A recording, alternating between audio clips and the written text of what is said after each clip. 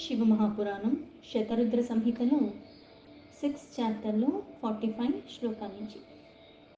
శీలాద ఏదైతే కోరికతో తపస్సు చేస్తాడో ఆ పరమేశ్వరుని ప్రసన్నత పొంది ఆయనకి వరం కావాలని అడుగుతాడు. ఆ యోని అంటే యోని నుంచి ఉద్భవించిన వాడు కాకుండా మృత్యువు లేనివాడు అటువంటి కొడుకు నాకు కావాలి అంటాడు. పరమేశ్వరుడు సంతోషించి ఆ వరాన్ని ప్రసాదిస్తాడు.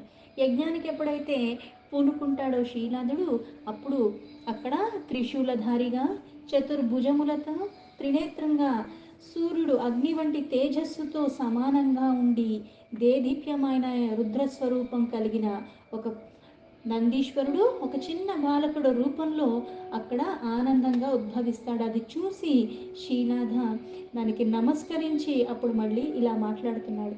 శీలాధ ఉవాచ త్వాయహం నందితో యస్మాన్నంది నామ్నా సురేశ్వర తస్మాత్వా దేవమానందం నమామి జగదీశ్వరం. శిలాదుడు ఇలా చెప్తున్నాడు, ఓ సురేశ్వర,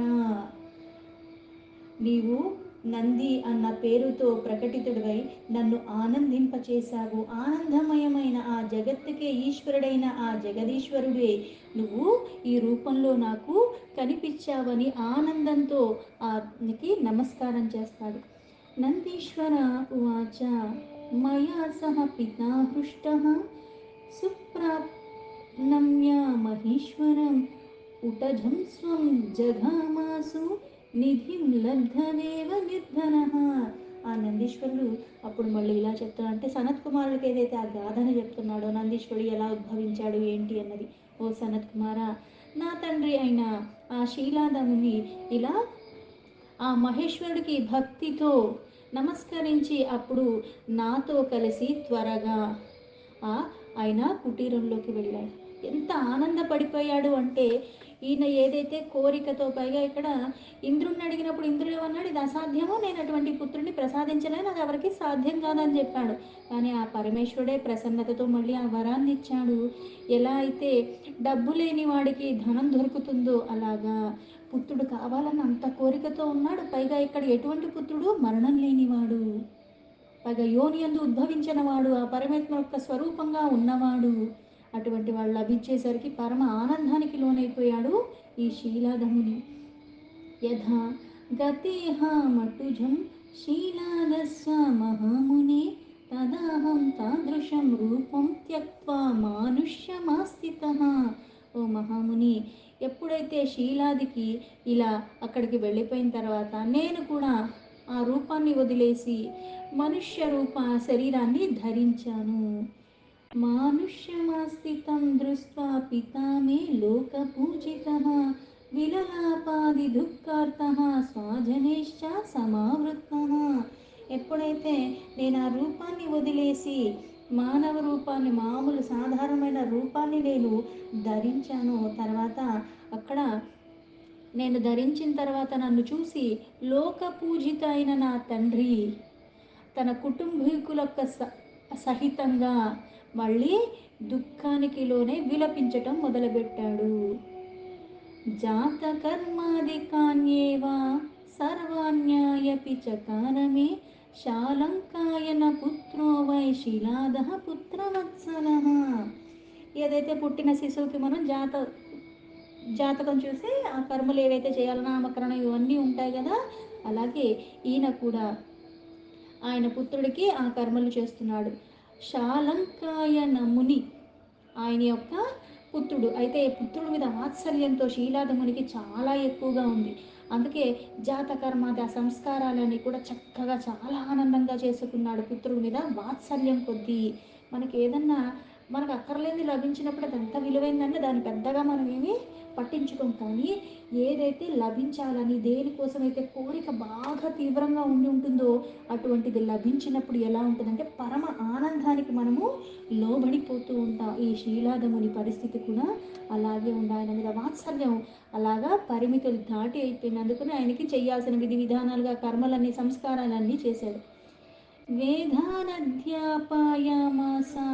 సాంగోపాంగానశేషతః శాస్త్రాయన్యాయాన్యపి తథా పంచవర్షే పితా చ మాం.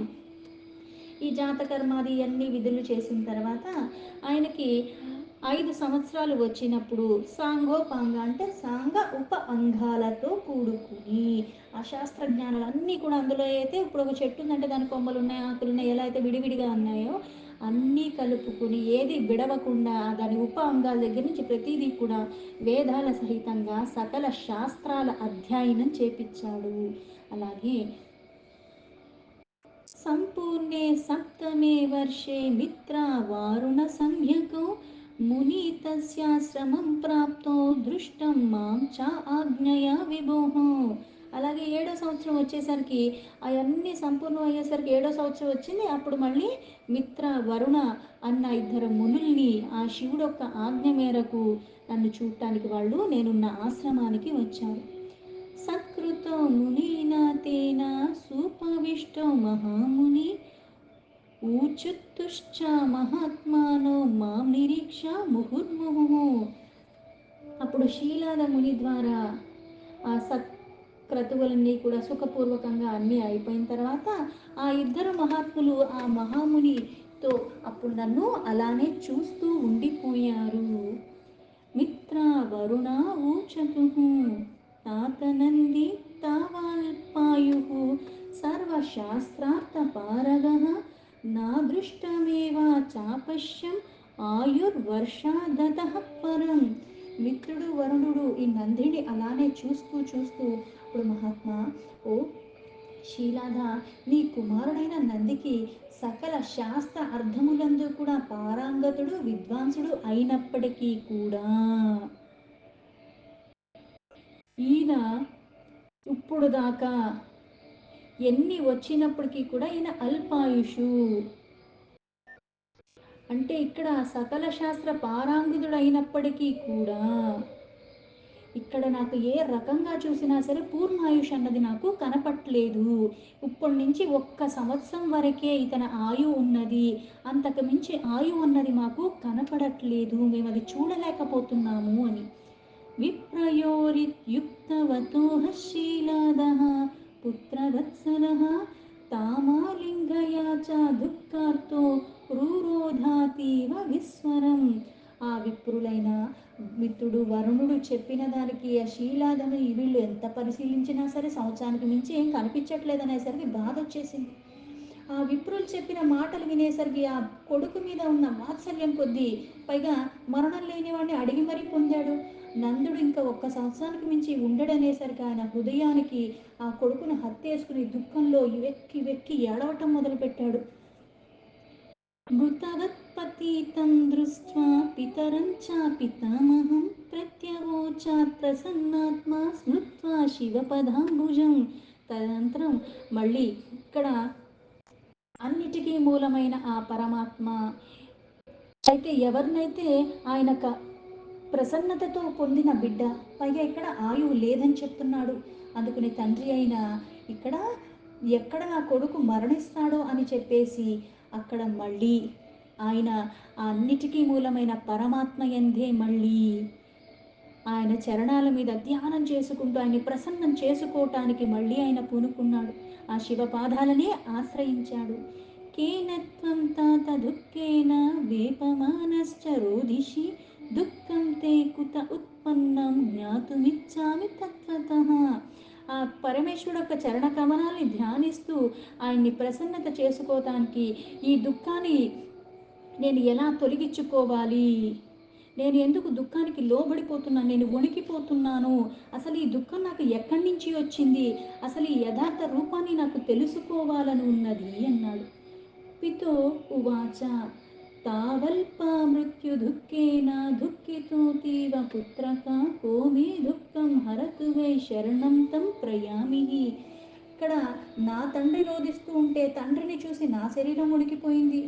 అయితే ఇక్కడ నా తండ్రి శరీరం అంతలాగా వణికిపోతూ ఏడుస్తూ ఉంటే ఆయనకి అసలు ఇంత దుఃఖం ఎక్కడి నుంచి వచ్చింది, ఏమైంది అని నేను తండ్రిని అడిగాను. అప్పుడు తండ్రి ఏం చెప్పాడు, నాయనా కుమారా, నీ అల్పాయుష్, పైగా నీకు సంభవించే మృత్యాన్ని తలుచుకుని ఆ మృత్యుకి నేను భయపడిపోయాను, అందుకు నాకు ఇంత దుఃఖం కొట్టుకొచ్చేస్తుంది, నా దుఃఖం పెరిగిపోతుంది, ఎందుకంటే నువ్వు దూరం అయిపోతే అన్న తలంపే నేను తట్టుకోలేకపోతున్నాను. అయితే ఇంత దుఃఖాన్ని నాకు ఎలా తొలగిపోతుంది, నేను ఇప్పుడు ఎవరిని శరణు వేడుకోవాలి, నాకేమీ అర్థం కావట్లేదు అన్నాడు. పుత్ర ఉవాచ దేవో వా దానవో వాపి యమః కాలే అథవాపి మృత్యేధుర్యయుద్ధాపి ఏతే మా మామన్యేపి జనస్తతా అతాపి చాల్పమృత్యుర్మే న భవిష్యతి మాతుదః సత్యం బ్రవీమి జనక శపథం తే కరోమ్యహం. కొడుకునైన ఆ నందీశ్వరుడు ఇప్పుడు ఆ తండ్రితో ఇలా చెప్పాడు. తండ్రి, దేవతలకి కానీ దానవులకి కానీ చివరికి యమధర్మరాజుకి అలాగే కాలానికి అన్నిటికీ కూడా సకల ప్రాణికి ఎవరైనా సరే నన్ను చంపాలని అనుకున్నా సరే నేను అల్పాయుష్కుణ్ణి కాను, నాకు అల్ప మృత్యు అన్నది రానే రాదు. మీరు ఏమి దాని గురించి బాధపడక్కర్లేదు. ఎందుకంటే నేను మీకు వాగ్దానం చేస్తున్నాను, నేను చెప్పేది పరమ సత్యము. అంటే ఎవరి చేతుల్లోనూ కూడా నాకు మరణము లేదు, నాకు మృత్యు కలిగే సంగతి లేదు, కలగదు. ఎందుకంటే నేను శపథం చేస్తున్నా, పైగా నేను చెప్పేది సత్యము. అందుకని మీరేమి ఇవన్నీ తలుచుకుని బాధపడక్కర్లేదు. పితో ఉవాచ కిం తపః కిం పరిజ్ఞానం కో యోగశ్చ ప్రభుష్యతే ఏన త్వం దారుణం దుఃఖం వచయిష్యసి పుత్రమే.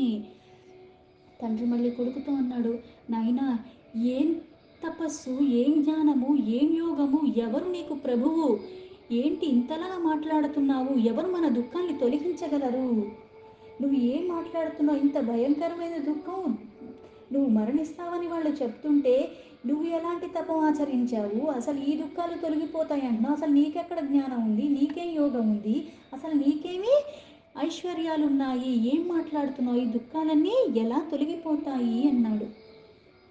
కొడుకైన నందీశ్వరుడు మళ్ళీ ఇలా చెప్తున్నాడు. పుత్ర ఉవాచ న తాత తపసా మృత్యుం వంచిష్యేషేణ విద్యయా మహాదేవస్య భజనాన్ మృత్యుం జేష్యామి నా అన్యత. ఆ కొడుకు మళ్ళీ ఆ శీలాదమునితో ఇలా చెప్పాడు. తండ్రి, నేను తపస్సు చేయలేదు, అలాగే ఆ మృత్యు రోగాలు కూడా నాకేమీ సోకవు. ఎందుకు అంటే నేను కేవలం ఆ మహాదేవుణ్ణి మట్టుకే భజిస్తున్నాను. అది నా మృత్యుని కూడా జయించేలాగా నన్ను చేస్తుంది. అంటే ఆ మహాదేవుణ్ణి భజించినంత మాత్రం చేత తపస్సులు అక్కర్లేదు, ఏది అక్కర్లేదు. ఆ భజించినంత మాత్రాన మృత్యు అన్నది తొలగిపోతుంది, ఆయనే చూసుకుంటాడు. అందుకే నాకు ఏ విద్య రాదు, నేను ఏ తపస్సు చేయలేదు, కానీ ఆ పరమేశ్వరుణ్ణి నేను భజిస్తున్నాను. దాని ద్వారానే ఈ మృత్యుని నేను జయించగలను. ఇందులో ఎటువంటి సందేహం లేదంటే అంత అపారమైన విశ్వాసం ఉండాలి, ఆ నమ్మకం ఉండాలి. వికారాల రహితంగా నేనుండి అడ్డదిడ్డంగా చేసి నాకు నమ్మకం విశ్వాసం అంటే కుదరదు. ఇక్కడ చెయ్యవలసిన క్రతువు చెయ్యవలసిన విధానంగా చేసి భక్తితో శ్రద్ధతో నువ్వు ఎప్పుడైతే ఉంటావో, స్థిరచిత్తంతో ఉన్న కారణంగా అదే మనల్ని ఆ ధరికి, ఆ సిద్ధికి, అన్నిటికీ చేర్చగలదు. నందీశ్వర ఉవాచ ఇత్యుక్త్వాహం పితుః పాదౌ ప్రణమ్యం శిరసా ముని ప్రదక్షిణీకృత్య చ తమగచ్చం వనముత్తమం. ఇది మళ్ళీ నందీశ్వరుడు ఆ సనత్ కుమారుడికి చెప్తున్నాడు. ఇలా నా తండ్రి అయిన శీలాద మునికి నేను చెప్పి ఆయనకి మళ్ళీ తల వంచి నమస్కరించి, ఆయన చరణాలకి నమస్కరించి, ఆయన ప్రదక్షిణ చేసి ఉత్తమైన వనాలకి నేను వెళ్ళిపోయాను అక్కడి నుంచి. దీంతో శివ మహాపురాణంలో శతరుద్ర సంహితలో 6th చాప్టర్ సంపూర్ణం.